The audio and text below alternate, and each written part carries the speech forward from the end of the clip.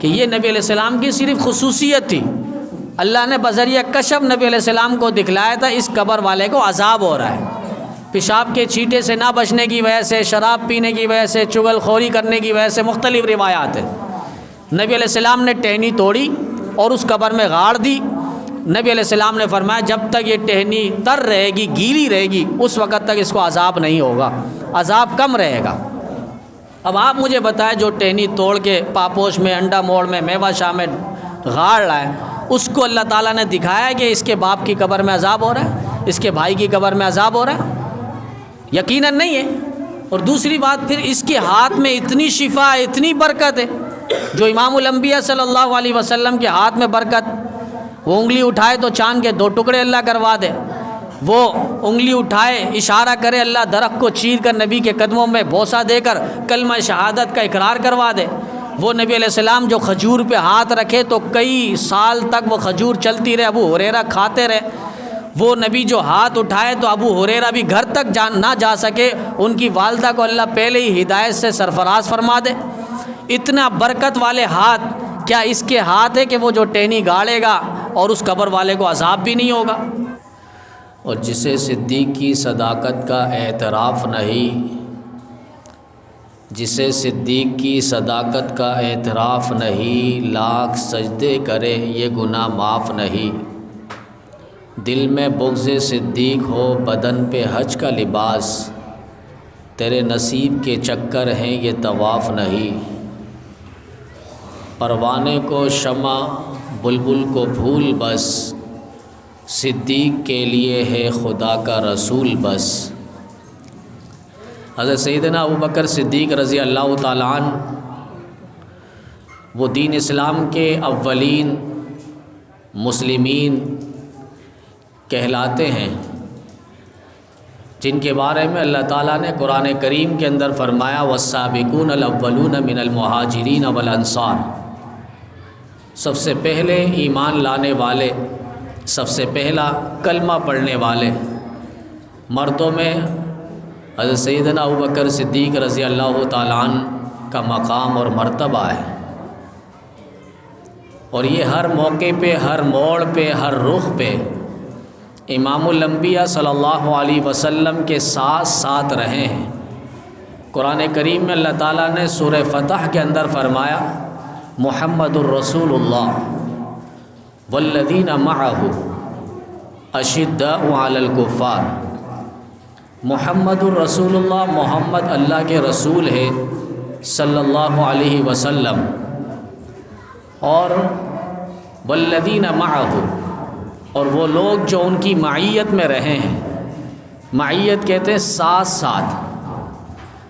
امام غزالی رحمۃ اللہ علیہ یا غالباً شیخ احمد سرہندی مجدد الفسانی امام ربانی رحمۃ اللہ علیہ نے لکھا ہے کہ صدیق وہ ہمارے نبی کے بمنزلہ سائے کے ہیں۔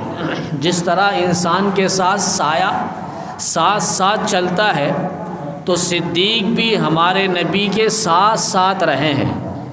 ہر موقع پہ حضر ہو، سفر ہو، امن ہو، جنگ ہو، مکہ ہو، مدینہ ہو، یہاں تک کہ آج غار میں بھی اور مزار میں بھی کوئی دیکھے تو سیدنا ابوبکر صدیق رضی اللہ تعالیٰ عنہ نبی علیہ السلام کے ساتھ ساتھ۔ یہ بڑا مقام اور مرتبہ ہے۔ والذین معہ، ابوبکر صدیق ساتھ ساتھ رہے ہیں، بڑا مقام اور مرتبہ۔ پوری دنیا کے غوث، کتب، ابدال، ولی وہ مل جائے ایک صحابی، اور وہ صحابی جس نے فجر کی نماز کے بعد کلمہ پڑھا، فجر کی نماز نہیں پڑھی، فجر کی نماز کے بعد انہیں اللہ تعالیٰ نے ایمان کی دولت سے سرفراز فرمایا، اور ظہر سے پہلے پہلے غزوہ احد میں وہ جام شہادت نوش کر رہے ہیں۔ فرمایا اس صحابی کے مقابل بھی پوری دنیا میں سارے ولی جمع ہو جائے، اس صحابی کے قدموں سے لگنے والی خاک اور ذرات اور مٹی کے برابر بھی نہیں ہے، کیونکہ انہوں نے چند منٹ بھی اگر نبی علیہ السلام کو دیکھا، 10-20 منٹ ایمان لائے یہاں پر اور میدان جہاد میں، احد میں، لڑائی میں چلے گئے، 10 سے 20 منٹ بھی نبی علیہ السلام کی زیارت کی جو انہیں توفیق ہو گئی، پوری دنیا کے کتب اور غوث اور ابدال ولی جمع ہو جائے، اس صحابی کے قدموں سے لگنے والی جوتی اور خاک اور ذرات کے برابر نہیں ہے۔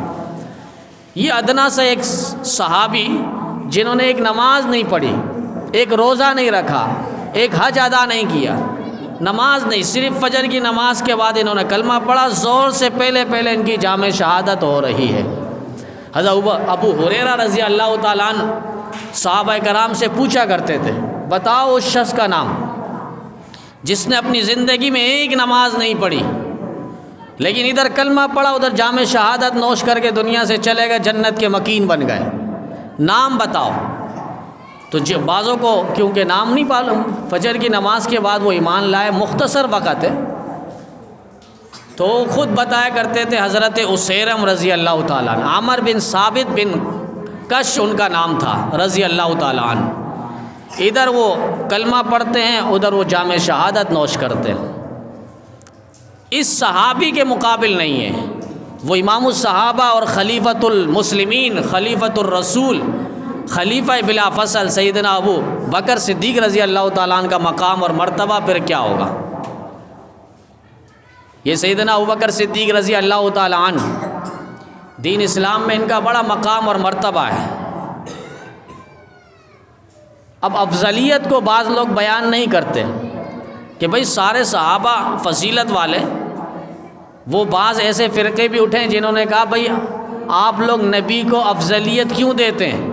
مثلا ہمارے نبی، ہمارے اہل سنت والجماعت کا مسلمانوں کا عقیدہ اور نظریہ ہے کہ ہمارے نبی تمام نبیوں سے بلند ہے، ہمارے نبی کی شان تمام نبیوں کی شانوں سے بلند ہے، ہر نبی شان والے، لیکن ہمارے نبی کو اللہ نے اعلیٰ، عرفہ، کامل، مکمل، اتم بنایا۔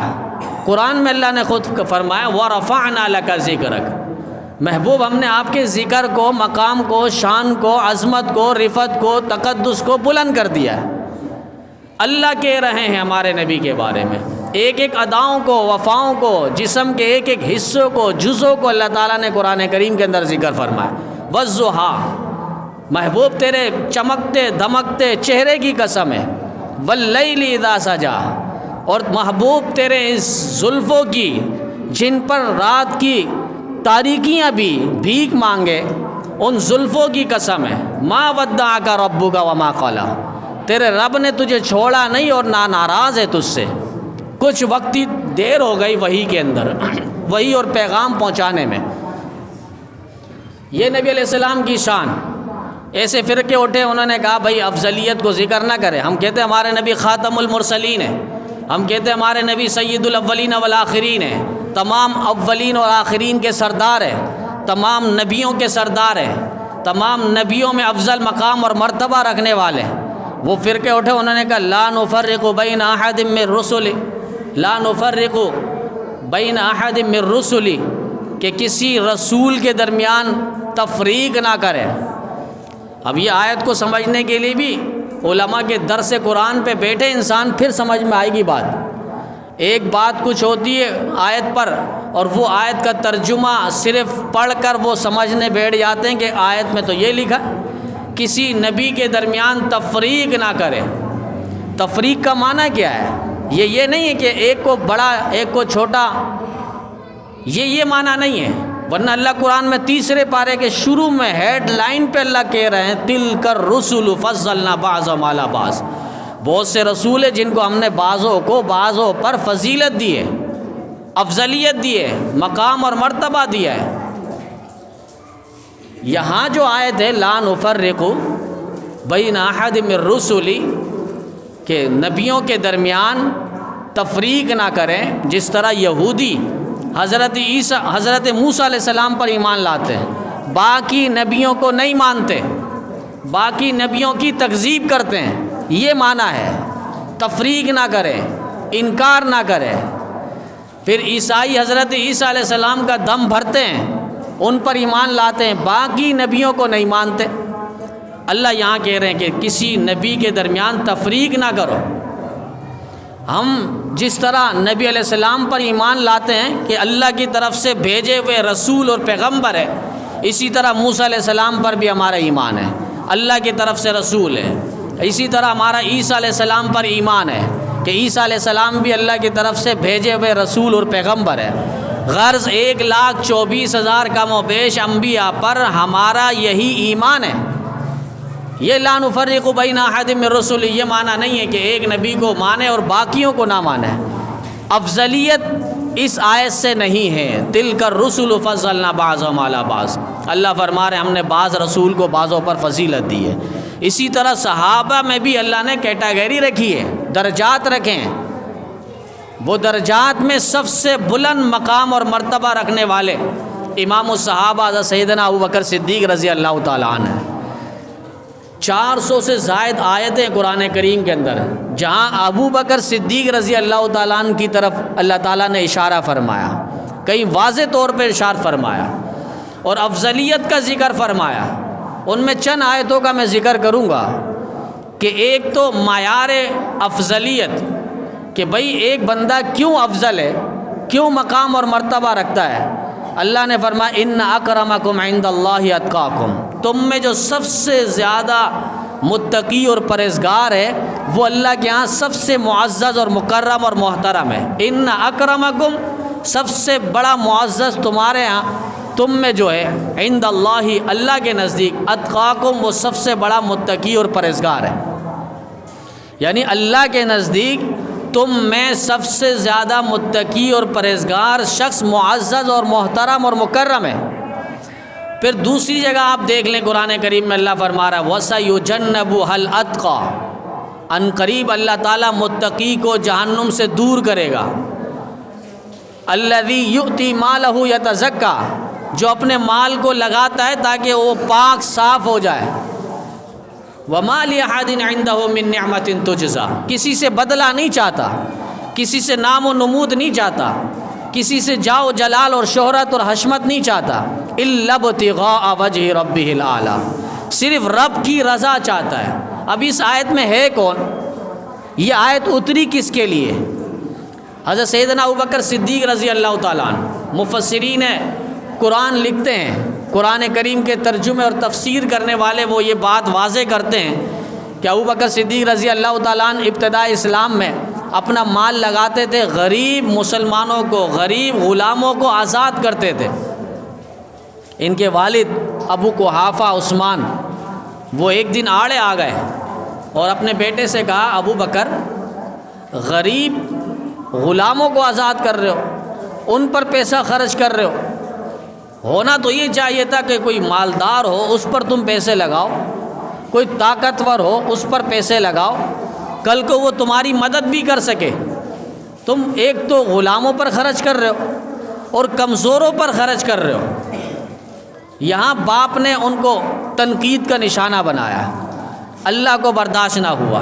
وَسَيُجَنَّبُهَا الْأَتْقَى الَّذِي يُؤْتِي مَالَهُ يَتَزَكَّى وَمَا لِأَحَدٍ عِندَهُ مِن نِعْمَةٍ تُجْزَىٰ إِلَّا ابْتِغَاءَ وَجْهِ رَبِّهِ الْأَعْلَىٰ، یہ بدلہ لینے کے لیے نہیں، یہ اپنا سہارا اور آسرا بنانے کے لیے غلاموں کو آزاد نہیں کر رہا۔ إِلَّا ابْتِغَاءَ وَجْهِ رَبِّ الْأَعْلَىٰ، صرف رب کی رضا اسے چاہیے۔ وَلَسَوْفَ يَرْضَىٰ، اور عنقریب اس کا رب بھی اس سے راضی ہو جائے گا۔ سورت کے اندر اللہ تعالیٰ ابوبکر صدیق رضی اللہ تعالیٰ عنہ کی شان کو، مقام کو ذکر کر رہے ہیں۔ یہاں دیکھیں وَسَيُجَنَّبُهَا الْأَتْقَى، سب سے بڑے متقی کو اللہ تعالیٰ جہنم سے بچائے گا۔ وہاں اللہ نے فرمایا ان اکرمکم عند اللہ اتقاکم، تم میں سب سے معزز محترم مکرم وہ ہے جو تم میں سب سے بڑا تقوی والا ہے۔ اب دونوں آیتوں کو جوڑیں گے تو سب سے بڑا متقی اور پرہیزگار ابوبکر صدیق رضی اللہ تعالیٰ عنہ ہے۔ سارے صحابہ متقین ہیں، اولئک هم المتقون، اللہ قرآن میں کہتا ہے یہ سارے صحابہ متقین ہیں، سارے صحابہ مفلحون ہیں، سارے صحابہ راشدون ہیں، ہدایت یافتہ ہے، کامیاب ہے، کامران ہے، فلاح و بہبود سے ہمکنار ہے۔ لیکن ابوبکر صدیق رضی اللہ تعالیٰ عنہ کو اللہ فرما رہے ہیں کہ اتقا، یہ سب سے بڑا متقی اور پرہیزگار۔ ایک عالم ہوتا ہے، ایک اعلم ہوتا ہے، سب سے زیادہ جاننے والا جسے علامہ بھی کہا جاتا ہے۔ تو یہ معیار فضیلت اور افضلیت، ایک تو یہ کہ متقی اور پرہیزگار ہونا، دوسرے نمبر پر فرمایا قرآن کریم کے اندر آپ دیکھیں گے اللہ تعالیٰ فرماتا ہے کل هل یستوی الذین یعلمون والذین لا یعلمون، جو جاننے والے اور جو نہیں جاننے والے یہ دونوں برابر نہیں ہو سکتے۔ مثلا ایک عالم ہے اور ایک جاہل ہے، دونوں برابر نہیں ہو سکتے۔ جس طرح اندھیرا ہے روشنی ہے، دونوں برابر نہیں ہو سکتا۔ آگ اور پانی یہ دونوں برابر نہیں ہو سکتے۔ اسی طرح بڑا اور چھوٹا یہ دونوں برابر نہیں ہو سکتے۔ فرمایا کل هل یستوی الذین یعلمون والذین لا یعلمون، جو جانتے ہیں وہ اور جو نہیں جانتے وہ دونوں برابر نہیں ہو سکتے۔ تو جاننے والا ابو بکر صدیق رضی اللہ تعالیٰ عنہ سب سے زیادہ علم رکھنے والے، تبھی تو نبی علیہ السلام نے یہاں پر پیغام پہنچایا، ابو بکر صدیق نے فوراً ایمان اور اسلام لے کر آ گئے۔ نبی علیہ السلام نے فرمایا تھا تم لوگوں نے میری تکذیب کی تھی، یہ شخص ہے جس نے میری تصدیق کی ہے، تم لوگوں نے مجھ سے معجزات مانگے ہیں، اس شخص نے مجھ سے معجزات طلب نہیں کیے، تم لوگوں نے مجھ سے نبوت پر دلیلیں مانگی ہے، اس شخص نے بغیر دلیل کے ایمان لایا ہے، تم لوگ میرے پاس آ کر یہ مانگا کرتے تھے، یہ شخص بغیر مانگ کر ایمان لانے والا ہے۔ کل هل یستوی الذین یعلمون والذین لا یعلمون۔ پھر معیار فضیلت آپ دیکھیے قرآن کریم میں تیسری جگہ اللہ نے فرمایا یرفع اللہ الذین آمنوا منکم والذین اوتوا العلم درجات، اللہ نے بلند کر دیا وہ جو ایمان والے ہیں، یرفع اللہ الذین آمنوا منکم، وہ جو تم میں ایمان لائے ہیں ان کو اللہ تعالیٰ نے بلند و مقام پر فائز کیا ہے، اور ان کو اللہ تعالیٰ نے علم بھی عطا فرمایا ہے، ان کے پاس علم ہے، وہ صاحب علم ہے، اللہ نے ان کے درجات کو بھی بلند کر دیا ہے، ان کے درجات کو بلند کر دیا ہے۔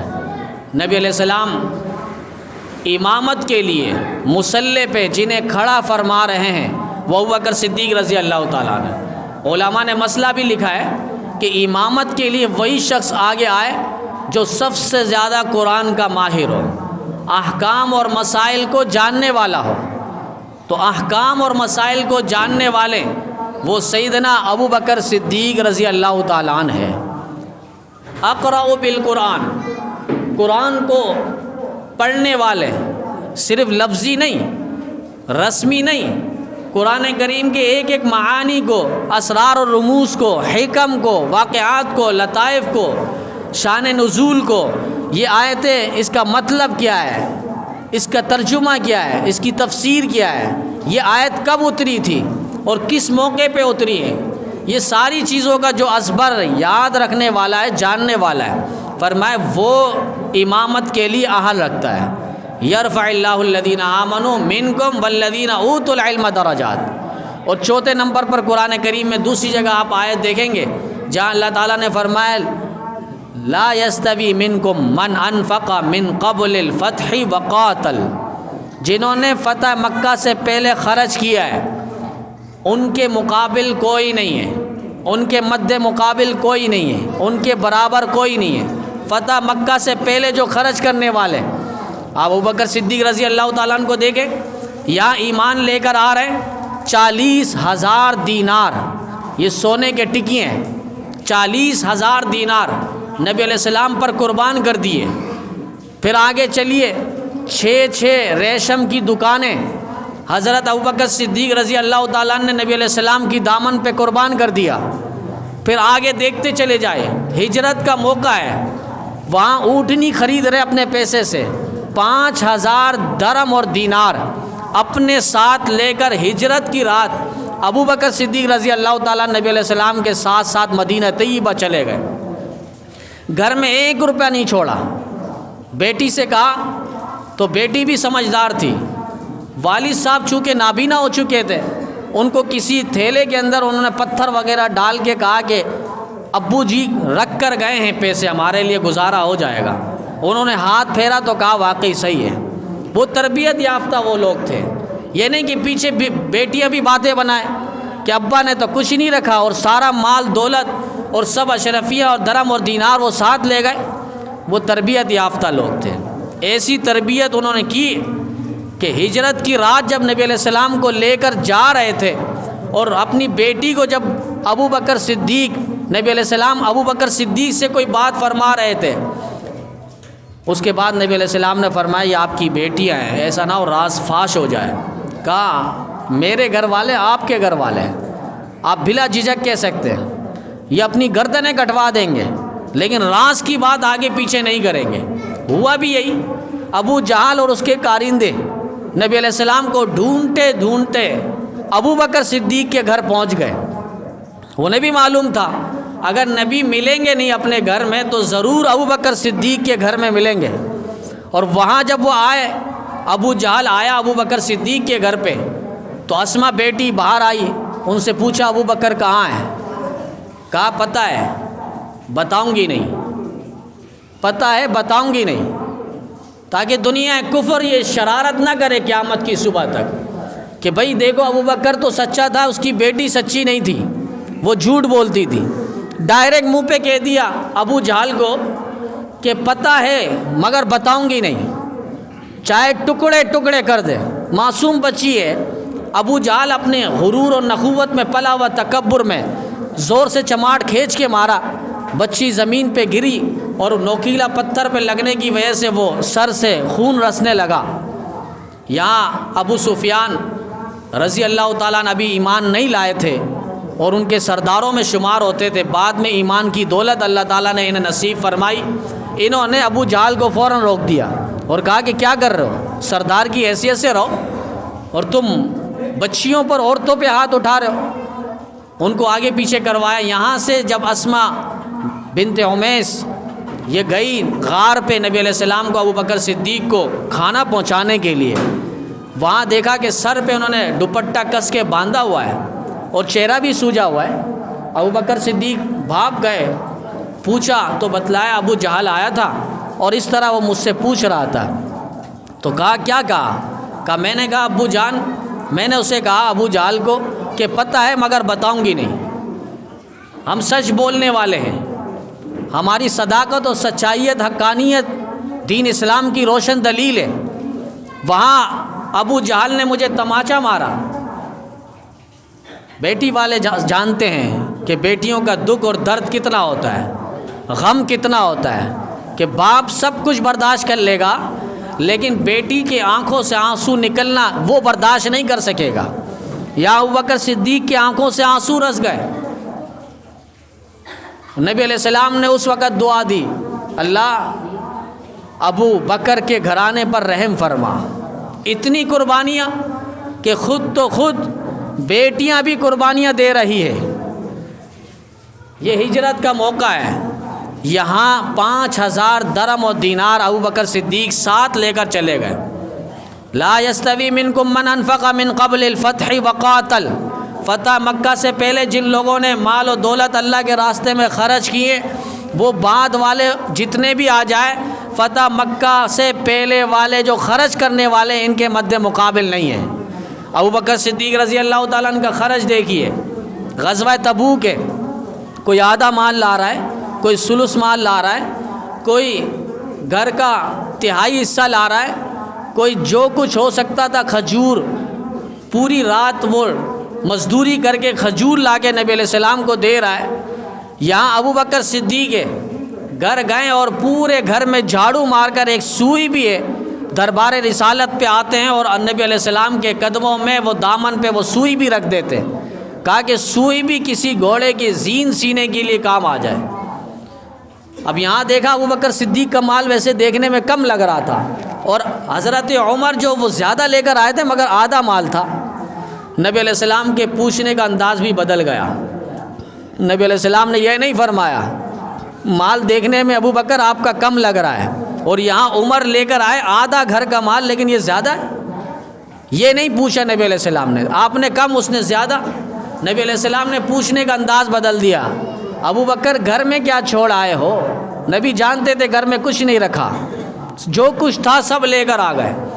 ابو بکر صدیق رضی اللہ تعالیٰ عنہ نے پیارا جواب دیا اور فرمایا آقا آپ کی محبت اور اللہ کی محبت میں گھر پہ چھوڑ آیا ہوں، صدیق جیسا کوئی بن نہیں سکتا، یہ کوئی کر بھی نہیں سکتا، علماء منع کرتے ہیں ورنہ تم کھا پی نہیں سکو گے۔ ساری دولت لگا دو گے اللہ کے راستے میں. وہ تو جانتے تھے یہاں دولت کے انبار. لوگ کہتے ہیں دولت کے پیچھے آئے تھے, حکومت کے پیچھے آئے تھے. دنیا سے جا رہے ہیں, بیٹی کہہ رہی ہے ابا نیا جوڑا آیا ہے کفن کے لیے, وہ آپ کو. کہا نہیں, وہ زندوں کو پہنا دینا, میں تو مردوں کی فہرست میں چلا جاؤں گا, مجھے نئے جوڑے کی کیا قیمت, کیا اہمیت. یہاں اپنا لباس بیچ رہے ہیں ابو بکر صدیق, اس کے پیسے نبی علیہ السلام کو دے رہے ہیں چندے پر, اور ٹاٹ کا لباس پہن رہے ہیں.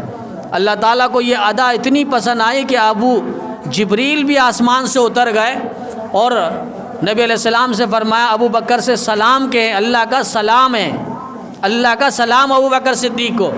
کا 70,000 فرشتے آج ابو بکر صدیق رضی اللہ تعالیٰ عنہ کی سنت کو زندہ کر رہے ہیں. آسمانوں میں سب نے ٹاٹ کا لباس پہنا ہے.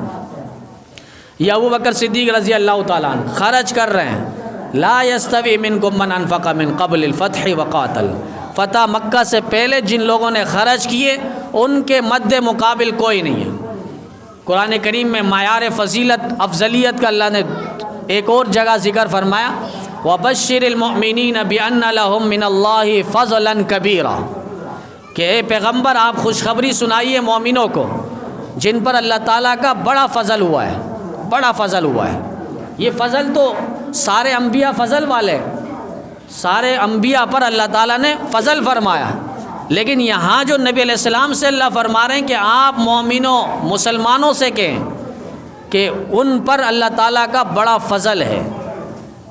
ہوا کیا, ابو بکر صدیق رضی اللہ تعالیٰ عنہ ایک صحابی کی خدمت کرتے تھے, تعاون کرتے تھے, ہر ماہ کچھ نہ کچھ انہیں دے دیا کرتے تھے, اور دینے پر ان کا نام حضرت مستہ تھا. لیکن وہ بھی ایک وقت کسی منافقین کی باتوں پہ آ کر حضرت امی عائشہ صدیقہ رضی اللہ تعالیٰ عنہ پر جو الزام لگا تھا ان پر ان کے منہ سے کچھ بات نکل گئی. ابو بکر صدیق رضی اللہ تعالیٰ عنہ کو پتہ چلا کہ میں ان کو تعاون کرتا ہوں اور انہوں نے میری بیٹی پر ایسی بات کی ہے. وہ غصے میں آ گئے اور انہوں نے کہا کہ اب میں ان کے اوپر خرچ نہیں کروں گا.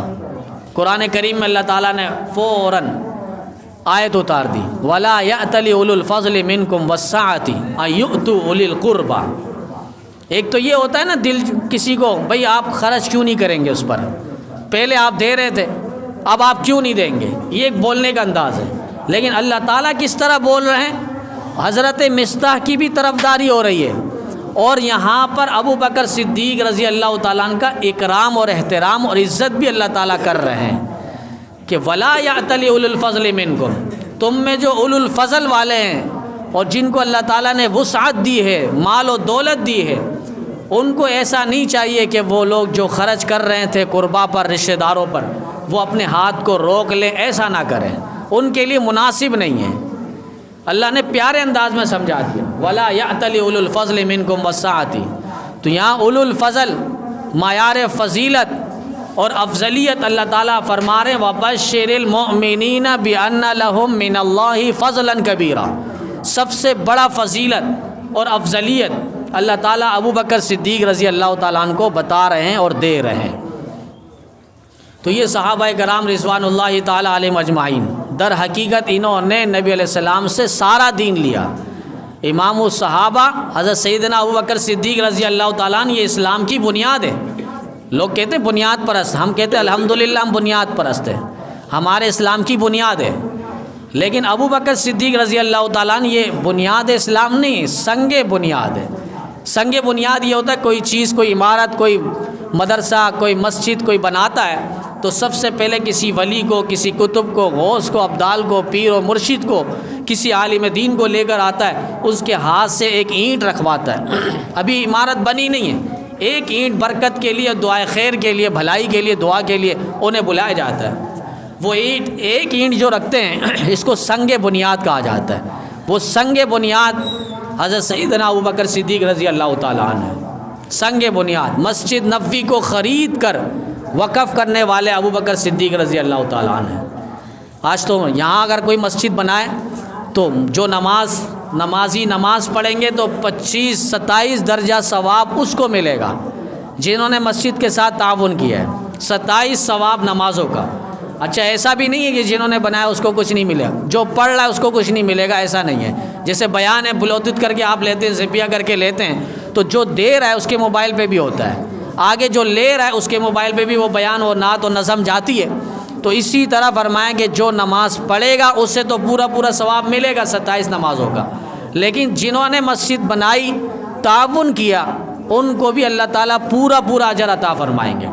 وہ مسجد نبوی بنانے والے ہیں، حضرت سیدنا ابوبکر صدیق رضی اللہ تعالیٰ عنہ 50,000 نمازوں کا ثواب، صحابہ کے دور سے اب تک اور تا قیامت تک جتنے نمازی آئیں گے سب کا ثواب تنہا حضرت سیدنا ابوبکر صدیق رضی اللہ تعالیٰ عنہ۔ پھر وہاں سے نبی علیہ السلام کے پاس اتنی عبادت اور اتنی نیکیاں ہیں، صرف 3 راتیں حضرت عمر مانگ رہے ہیں کہ اے ابوبکر میری ساری نیکیاں لے لو، ستاروں سے زیادہ نیکیاں حضرت عمر، جس کے بارے میں نبی نے فرمایا میرے بعد اگر کوئی نبی ہوتا عمر تو نبی ہوتا، شیطان تیرے سائے سے بھی بھاگتا ہے، تیرے زبانوں پر اللہ تعالیٰ نے حق و سچ کو جاری کر دیا ہے۔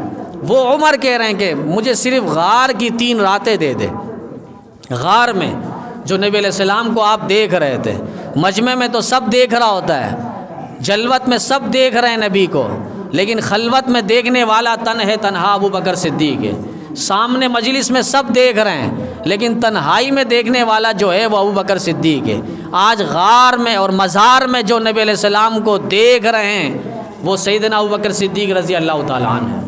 پورا دین نبی علیہ السلام نے ان خلفائے راشدین کو دیا۔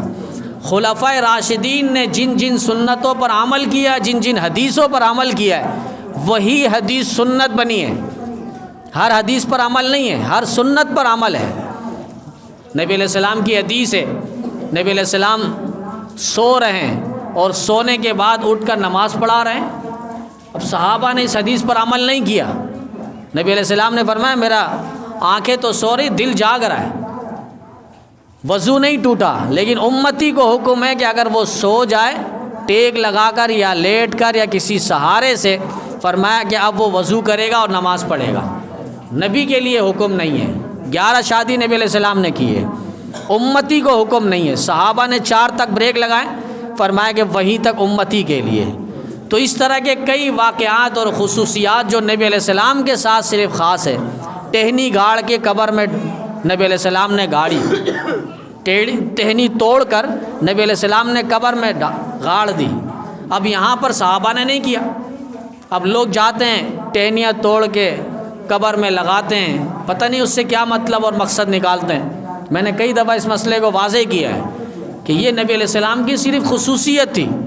اللہ نے بذریعہ کشف نبی علیہ السلام کو دکھلایا تھا اس قبر والے کو عذاب ہو رہا ہے، پیشاب کے چھینٹے سے نہ بچنے کی وجہ سے، شراب پینے کی وجہ سے، چغل خوری کرنے کی وجہ سے، مختلف روایات ہیں۔ نبی علیہ السلام نے ٹہنی توڑی اور اس قبر میں گاڑ دی۔ نبی علیہ السلام نے فرمایا جب تک یہ ٹہنی تر رہے گی، گیلی رہے گی، اس وقت تک اس کو عذاب نہیں ہوگا، عذاب کم رہے گا۔ اب آپ مجھے بتائیں جو ٹہنی توڑ کے پاپوش میں، انڈا موڑ میں، میوہ شاہ میں گاڑ رہا ہے، اس کو اللہ تعالیٰ نے دکھایا کہ اس کے باپ کی قبر میں عذاب ہو رہا ہے، اس کے بھائی کی قبر میں عذاب ہو رہا ہے؟ یقیناً نہیں ہے۔ اور دوسری بات پھر اس کے ہاتھ میں اتنی شفا، اتنی برکت ہے، جو امام الانبیاء صلی اللہ علیہ وسلم کے ہاتھ میں برکت، وہ انگلی اٹھائے تو چاند کے 2 ٹکڑے اللہ کروا دے، وہ انگلی اٹھائے اشارہ کرے اللہ درخت کو چیر کر نبی کے قدموں میں بوسہ دے کر کلمہ شہادت کا اقرار کروا دے، وہ نبی علیہ السلام جو کھجور پہ ہاتھ رکھے تو کئی سال تک وہ کھجور چلتی رہے، ابو ہریرہ کھاتے رہے، وہ نبی جو ہاتھ اٹھائے تو ابو ہریرہ بھی گھر تک نہ جا سکے، ان کی والدہ کو اللہ پہلے ہی ہدایت سے سرفراز فرما دے۔ اتنا برکت والے ہاتھ، کیا اس کے ہاتھ ہے کہ وہ جو ٹہنی گاڑے گا اور اس قبر والے کو عذاب بھی نہیں ہوگا؟ یہ خصوصیات ہے نبی علیہ السلام کے معجزات ہے۔ کچھ چیزیں نبی علیہ السلام کے ساتھ ہے، امت کے ساتھ نہیں ہے۔ صحابہ نے یہ عمل نہیں کیا، ٹہنی گاڑنا۔ تو بعض لوگ کہتے ہیں کہ کاش ہم بھی نبی کے زمانے میں ہوتے ہیں۔ یہ خیال اس محال اس بہت مشکل ہے۔ آج تو ہم فجر کی نماز کے لیے بستر چھوڑ نہیں سکتے، فجر کی نماز کے لیے بستر چھوڑ نہیں سکتے، اور ان لوگوں کے زمانہ دیکھو، سردیوں میں ہم بستر چھوڑ کر فجر میں نہیں آ سکتے، اور صحابہ سردیوں میں جنگوں میں جا رہے ہیں، روم کے ساتھ مقابلہ ہے، اور روم نے کہا کہ یہ لوگ تو ہم تو آنکھ جلا کر یہاں پر گزارا کر لیں گے، یہ گرمی سے آئیں گے اور یہاں پر سردی میں بپھر جائیں گے، لیکن پھر وہ دنیا ہے اور چشم فلک نے دیکھا، صحابہ نے پھر ان کو تتر بتر کر کے رکھ دیا ہے۔ سیزن آئے، یہاں پر اذانیں ہوتی ہے، ہمارے لیے تو دکان سے مسجد کی طرف آنا مشکل ہوتا ہے، دکان سے مسجد کی طرف آنا مشکل ہوتا ہے، اور صحابہ کرام کے بارے میں اللہ قرآن میں کہہ رہا ہے رجال لا تلہیہم تجارت ولا بیع عن ذکر اللہ واقام الصلاۃ وایتاء الزکاۃ، ان کے نماز اور زکوٰۃ میں، اللہ کی عبادت میں، اللہ کے ذکر میں، ان کے خرید و فروخت، ان کی دکانیں، ان کی تجارت کوئی بھی غافل نہیں کرتی، کوئی رکاوٹ نہیں ہے ان کی تجارت اللہ کی عبادت میں۔ تو یہ صحابہ کرام رضوان اللہ تعالیٰ علیہم اجمعین تھے جنہوں نے نبی علیہ السلام سے دین لیا اور امت تک دین پہنچایا۔ صحابہ نے نبی سے پورا دین لے کر امت تک پہنچایا، اور ان میں امام الصحابہ حضرت خلیفۃ المسلمین جانشین رسول سیدنا ابو بکر صدیق رضی اللہ تعالیٰ عنہ ہیں۔ تو کوشش یہ ہو کہ ابو بکر صدیق رضی اللہ تعالیٰ عنہ کی سیرت اور خدمات اور اسلام ہم سمجھیں۔ انہوں نے جو نبی علیہ السلام سے دین لیا اور امت تک جو دین پہنچایا، ان کی خدمات اور فتوحات ہمارے حکمرانوں کو بھی چاہیے کہ جب وہ حکومت کی کرسی میں بیٹھے ہیں تو ان حکومت کرنے والے اور خلافت راشدہ کے جو منصب پر چل کر گئے ہیں ان کی حکومت کی کو بھی دیکھیں، انہوں نے رعایا کے ساتھ کیا کیا، انہوں نے ریاست کے ساتھ کیا کیا، انہوں نے دین اسلام کو کہاں تک پہنچایا، مکہ سے مدینہ، پھر خیبر، شام، پھر قسطنطنیہ، یہاں تک کہ 64,65,000 مربع میل تک آدھی دنیا سے زیادہ اسلام کا پرچم انہوں نے گاڑا ہے۔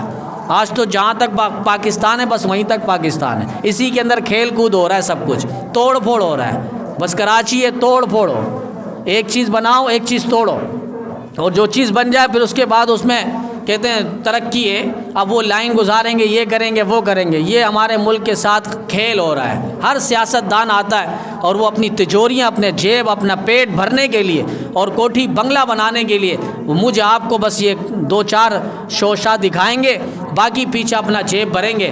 حکمران کوئی بھی مخلص نہیں ہے جو ہمارے ملک کے ساتھ، عوام کے ساتھ، مسلمانوں کے ساتھ اور یہاں کے باشندوں کے ساتھ اور یہاں کے رہائش پذیروں کے ساتھ کوئی مخلص ہو۔ الامان والحفیظ، بس دعا ہی کریں کہ اللہ تعالیٰ ہمارے ملک پاکستان کی حفاظت فرمائے اور اچھے عقل مند دیندار اللہ تعالیٰ طبقوں کو اقتدار اور کرسیاں اللہ نصیب فرمائے۔